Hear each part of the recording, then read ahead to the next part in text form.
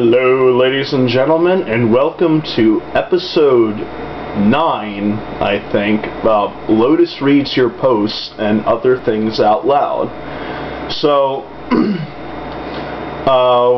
when I first came up with the idea to do this thread, among like maybe the first 5 requests that I got was one by Pulahi, or Pu'ulaahi, however you say that Brandon guy's username.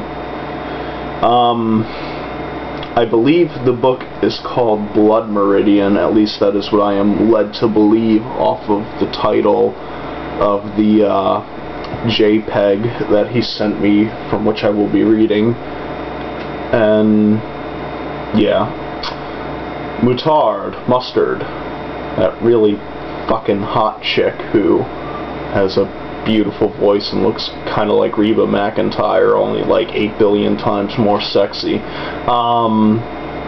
Your post, I'm gonna have to get to that a little bit later because my voice is nowhere near the range that would even be able to give that song the slightest iota of justice, because that's one of those things that's just so sacred. I really don't want to fuck with it, but you know, thus my art calls for me and I cannot let it down.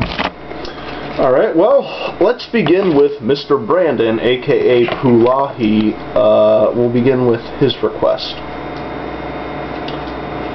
A rattling drove of arrows passed through the company, and men tottered and dropped from their mounts.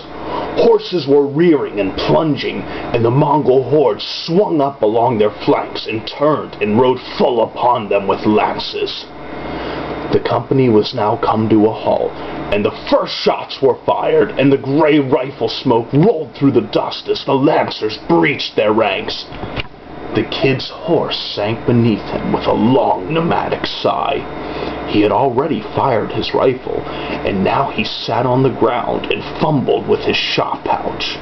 A man near him sat with an arrow hanging out of his neck.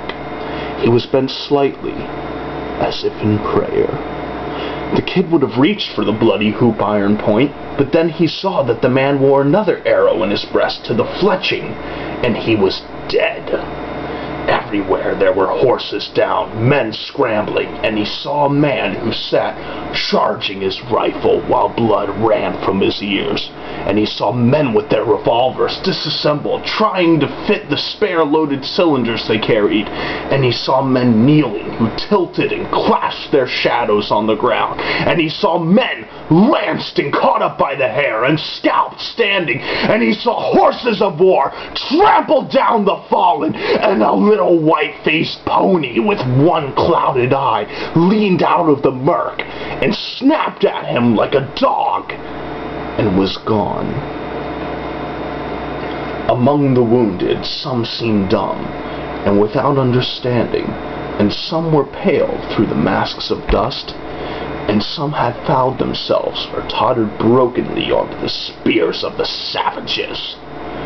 Now driving in a wild frieze of headlong horses with eyes walled and teeth cropped, and naked riders with clusters of arrows clenched in their jaws, and their shields winking in the dust, and up the far side of the ruined ranks in a piping of bone flutes, and dropping down off the sides of their mounts with one heel hung in the wither strap, their short bows flexing beneath the outstretched necks of the ponies, until they had circled the company and cut their ranks in two, and then rising up again like funhouse figures, some with nightmare faces painted on their breasts, riding down the unhorsed Saxons and spearing and clubbing them, and leaping from their mounts with knives and running about on the ground with a peculiar bandy-leg trot, and stripping the clothes from the dead, and seizing them up by the hair, and passing their blades about the skulls, hacking and chopping at the naked bodies,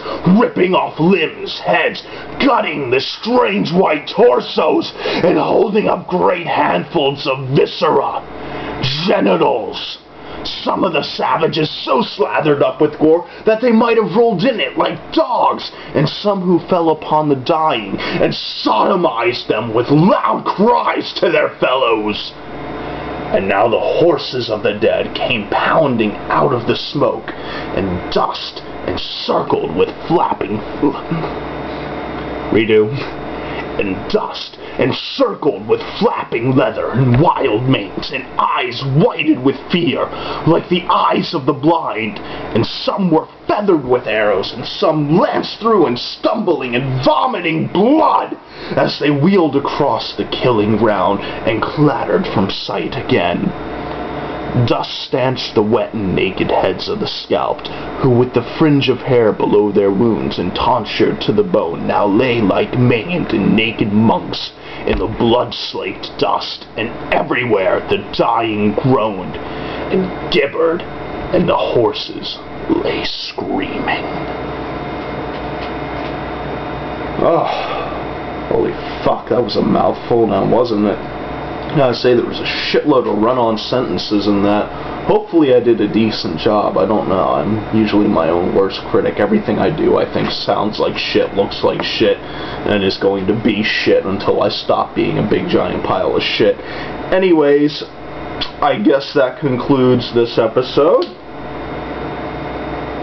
And as such, I bid you all adieu.